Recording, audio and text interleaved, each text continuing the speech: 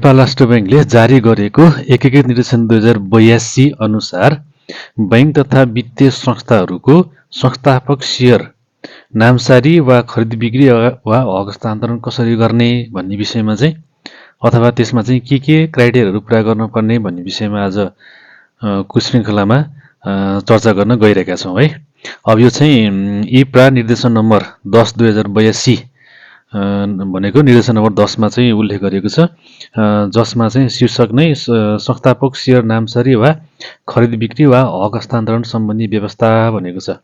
अब यसले गरेको चाहिँ बैंक तथा वित्तीय संस्थाहरूको मात्रै संस्थापक शेयरको कुराकानी गरेको भन्ने बुझ्नु पर्यो। त्यो बाहेक अन्य कम्पनीहरू विभिन्न कम्पनीहरू हुन्छ नि त, कम्पनीहरू हुन्छ, उनीहरूको विषयमा चाहिँ यसले बोलेको छैन भन्ने बुझ्नु पर्यो है। अब यहाँ लेखेको छ यस बैंकबाट भनेको नेपाल राष्ट्र बैंकबाट क ख र ग वर्गको इजाजत पत्र प्राप्त संस्थाको भनेको छ। यो क ख र ग भनेको चाहिँ क वर्ग, ख वर्ग, ग वर्ग, ए क्लास, बी क्लास र सी क्लास। नर्मल्लीमा हामीले बुझ्ने भनेको चाहिँ कमर्सियल ब्याङ्क, अनि विकास ब्याङ्क, डेभलपमेन्ट ब्याङ्क र फाइनेन्स कम्पनी भनेर तीनटा लेयर बुझ्छौँ। त्यो तीनटा लेयर, कमर्सियल ब्याङ्क भनेको क वर्गको, डेभलपमेन्ट ब्याङ्क भनेको ख वर्गको, फाइनेन्स कम्पनी भनेको ग वर्ग। उदाहरणको लागि अब क वर्ग भनेको एनआइसिआइसिआई ब्याङ्कहरू भयो, प्रभु ब्याङ्क होइन, नबिल ब्याङ्क, यिनीहरू भयो भने ख वर्गको चाहिँ गरिमा, मुक्तिनाथ भयो। अब घ भनेको चाहिँ रिलायन्स फाइनान्स, मञ्जुश्री फाइनान्स, यिनीहरू चाहिँ ग वर्गका भयो है। अब यी वर्गको इजाजत पत्र प्राप्त संस्थाको संस्थापक वा संस्थापक समूहको शेयर कुनै व्यक्ति वा संस्थालाई नामसारी वा खरिद बिक्री वा हक हस्तान्तरण गर्ने सम्बन्धमा नेपाल राष्ट्र बैंक ऐन 2058 को दफा 79 ले दिएको अधिकार प्रयोग गरी देखाएका निर्देशन जारी गरिएको छ भनेको छ। भनेपछि यो नि नेपाल राष्ट्र बैंक यो एकीकृत निर्देशन 2082 आफैले बनाएको होइन कि, यो चाहिँ केबाट बनेको रहेछ भन्दाखेरि नेपाल राष्ट्र बैंक ऐन 2058 को दफा 79 ले चाहिँ दिएको अधिकारलाई प्रयोग गरेर यो निर्देशन बनाएको भनेर चाहिँ लेखेको छ है। यो के बुझ्नु पर्यो, क ख र ग वर्गको बैंक तथा वित्तीय संस्थाहरूको संस्थापक शेयरको सम्बन्धमा भन्ने चाहिँ बुझ्नु पर्यो। अब हेरौँ है, 1 नम्बरमा के लेखेको छ। अब संस्थापक र संस्थापक समूहको शेयर लिएका व्यक्तिहरूको मृत्यु भएमा वा प्रचलित कानुन बमोजिम पारिवारिक अंशबन्डा भएमा, मृत्यु भएमा अथवा अंशबन्डा भएमा प्रचलित कानुनको रित पुर्याई निजहरूको हकदार वा निजहरूले इच्छाएको व्यक्तिको नाममा नामसारी गरी सोको 15 दिनभित्र यस ब्याङ्कले जानकारी दिनुपर्नेछ भनेको छ। अब यो क ख ग वर्गको कुनै व्यक्तिको मृत्यु भएमा त्यसको नामसारी गर्नुपर्ने अथवा अंशबन्डा हुने, संस्थापक शेयरमा अंशबन्डाको हक पनि लाग्ने, सम्पत्ति हो नि त, नि सम्पत्तिमा चाहिँ अंशबन्डा हुने भयो नि त। भयो भने चाहिँ प्रचलित कानुनको रित पुर्याई निजहरूको हकदार वा निजहरूले इच्छाएको व्यक्तिको नाममा भनेको छ है। रित पुर्याई, यहाँ के लेख्छ, प्रचलित कानुनको रित पुर्याई निजहरूको हकदार वा निजहरूको इच्छाएको व्यक्तिको नाममा भनेको छ।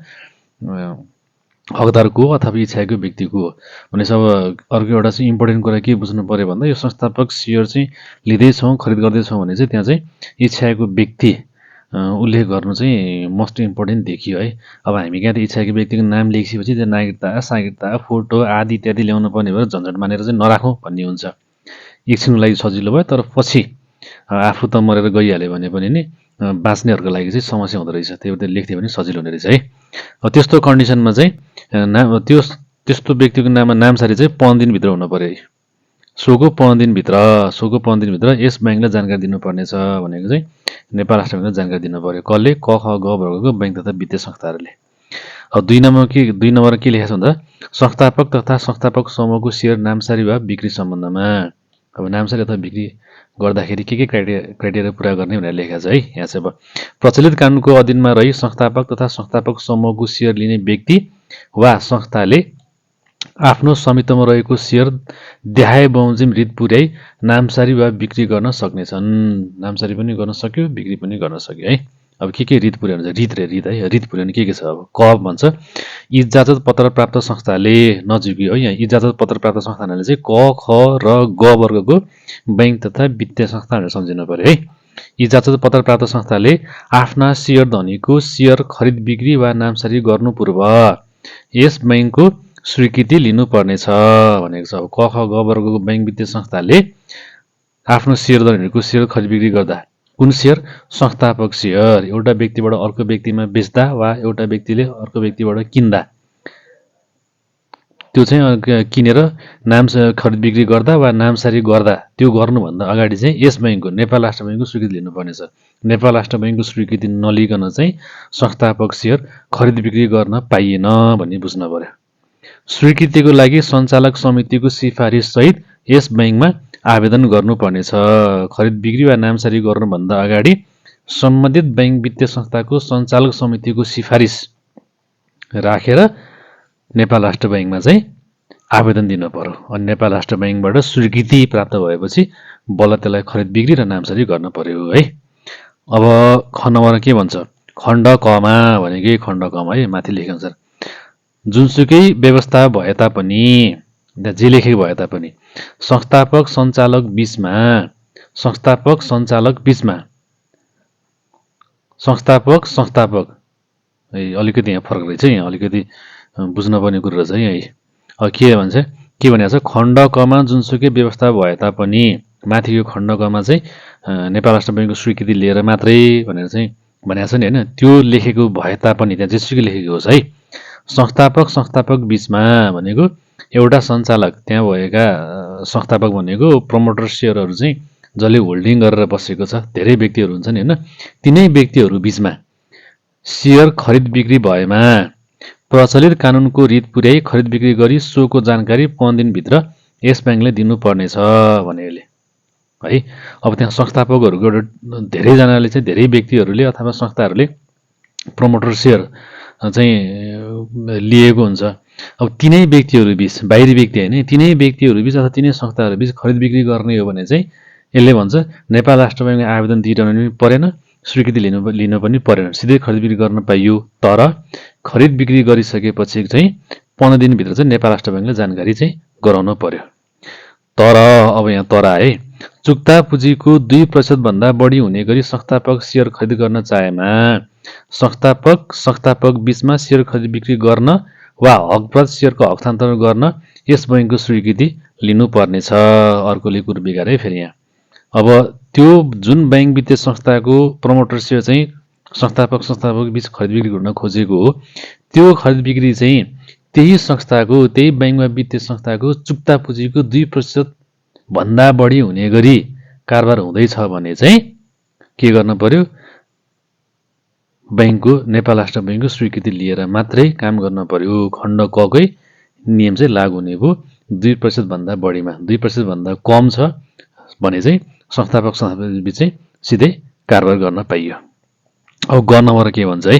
मृत्यु भई वा प्रचलित कानुन बमोजिम पारिवारिक अंशभण्डा भई हक हस्तान्तरण भएको बाहेक अन्य अवस्थामा संस्थापकले आफ्नै समूहका संस्थापकलाई मात्र सेयर नामसारी बिक्री गर्नुपर्नेछ। ल, मृत्यु भई वा प्रचलित कानुन बमोजिम पारिवारिक अंशभण्डा भई, मृत्यु भएको कन्डिसनमा अथवा अंशभण्डा भएको कन्डिसनमा चाहिँ अरूहरूलाई पनि राष्ट्र बैङ्कको स्वीकृति लिएर हस्तान्तरण गर्न पाइयो भनियो।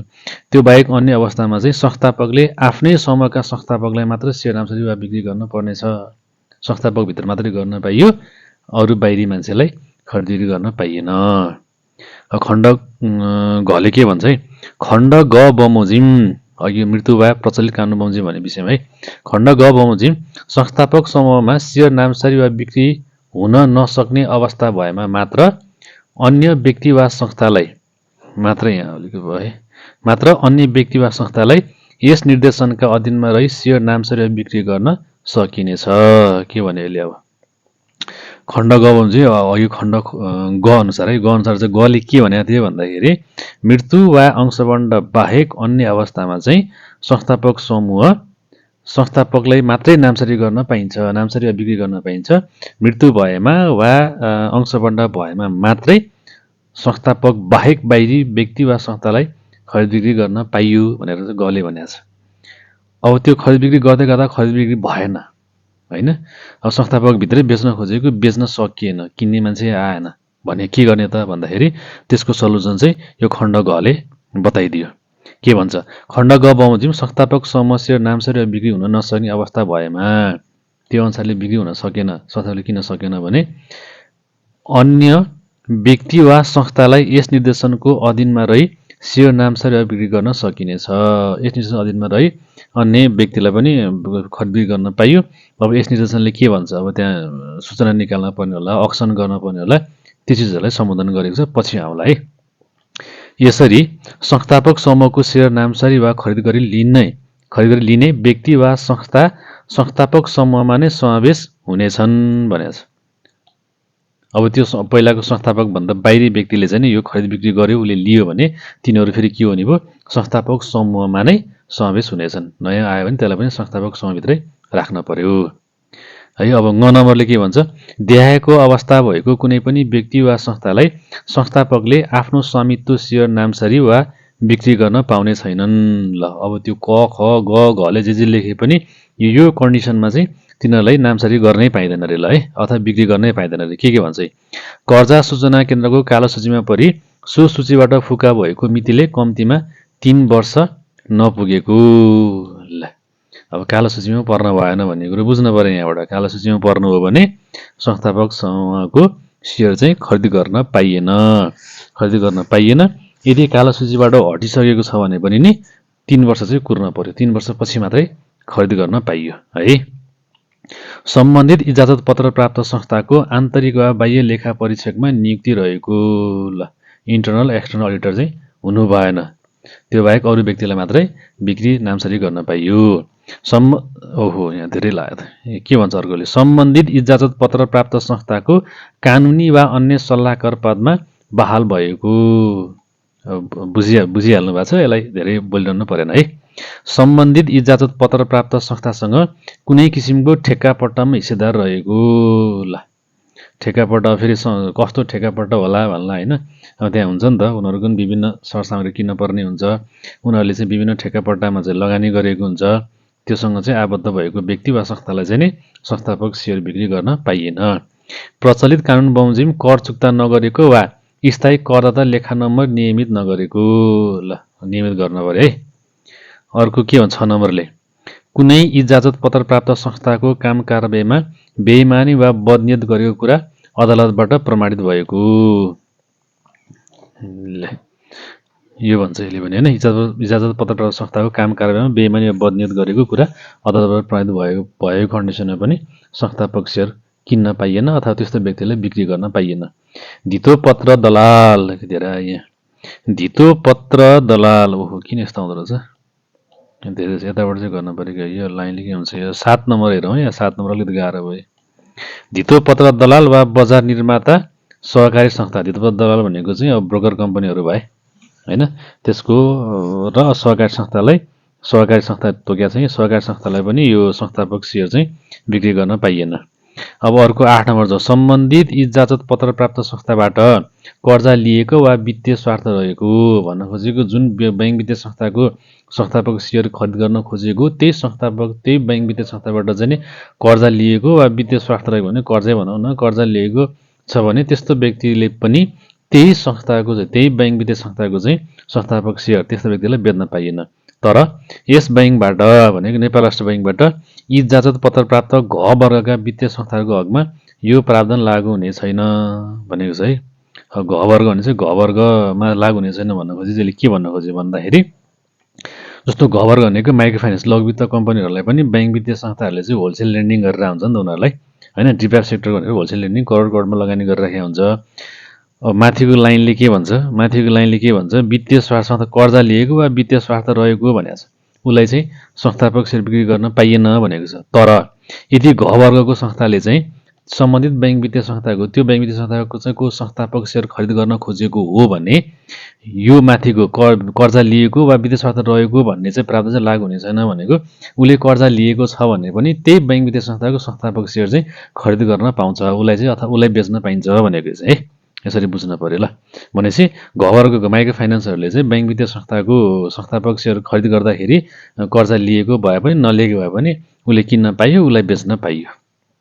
ल 9 नम्बरले के भन्छ, इजाजत पत्र प्राप्त संस्थाको चुक्ता पुँजी 15% भन्दा कम सेयर लिएको सेयर धनीले। इजाजत पत्र प्राप्त, कस्तो अप्ठ्यारो भयो है। इजाजत पत्र यो अर्को गर्नुपर्छ कि लाइनिङ गर्नु पर्ला चाहिँ, यहाँ लाइनिङ रहेनछ, यहाँ लाइनिङ भेटेन मैले, लाइन थिकनेस यसलाई सानो गरी नै हुन्छ कि क्या। ल यो ठिक रहेछ।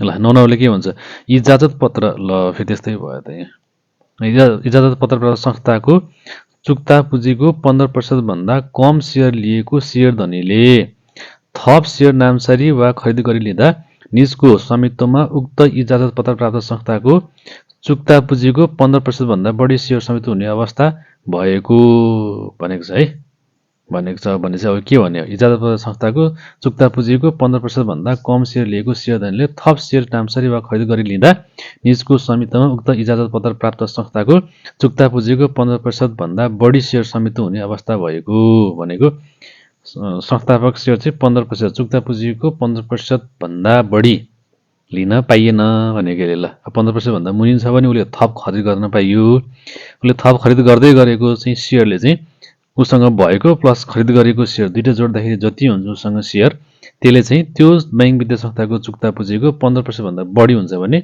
उसले किन्न पाइएन अथवा उसलाई बेच्न पाइएन 15% भन्दा मुनि 15% भित्र चाहिँ हुन पर्यो है के को चुक्ता पुँजीको ल 10 नम्बरले के भन्छ फर्म कम्पनीको हकमा विगत 2 वर्षदेखि सञ्चित मुनाफामा सञ्चालनमा नरहेको कुनै फर्म कम्पनीले त्यो बैंक वित्तीय संस्थाको संस्थापक सेयर खरिद गर्छु अथवा उसलाई बेच्छु भन्दाखेरि चाहिँ ऊ चाहिँ 2 वर्षदेखि सञ्चित मुनाफामा सञ्चालनमा नरहेको भने घाटामा छ सञ्चित मुनाफा घाटामा छ 2 वर्षदेखि भने उसलाई बिक्री गर्न पाइएन विगत 2 वर्षदेखि चाहिँ सञ्चित नेट प्रफिट भन्छ नि उसको होइन त्यो कम्पनी अथवा फर्मको नेट प्रफिट चाहिँ नेट प्रफिटमा हुन पर्यो नेट लसमा हुन भएन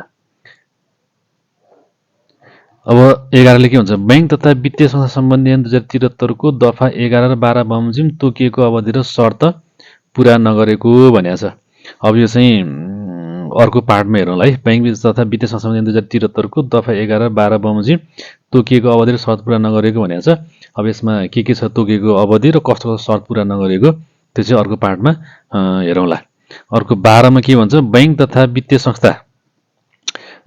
वित्तीय संस्थाबाट जारी भएको सेयरको माग रकम चुक्ता भुक्तानी नगरेको बैंक तथा वित्तीय संस्थाबाट जारी भएको सेयरको माग रकम चुक्ता भुक्तानी नगरेको किन्छु भनेर माग गर्यो तर उसले चुक्ता चाहिँ भुक्तानी त्यो बराबरको रकम चाहिँ बैंकले तिरेको छैन भने अथवा त्यस्तो चाहिँ व्यक्ति अथवा फर्मलाई पनि संस्थापक सेयर बिक्री गर्न पाइएन संस्थापक सेयर खरिद बिक्री पछि कायम हुन आउने कुल संस्थापकहरू मध्ये 1/3 सदस्यहरू है मध्ये 1/3 सदस्यहरू स्नातक